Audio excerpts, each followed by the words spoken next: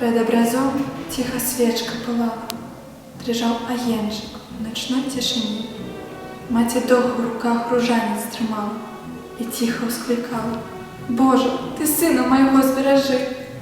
Борони его, Боже, от куль шаленых, от холодной земли и от лютой воды, с тых дорог невядомых, огнем опаленых, до родной хаты его приведи. Якую ўжо ноч маці моліць за сына, выпрошвае мужнасці для дзіцяці свайго. І сына яна сніць, што настане гадзіна, калі зможа кінуцца у абдымкі яго.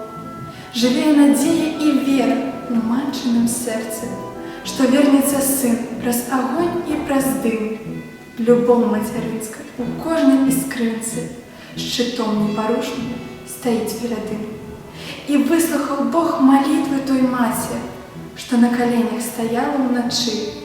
Вярнуўся дадому, любімы салдацік, жывым змог Гасподь яго зберагчы.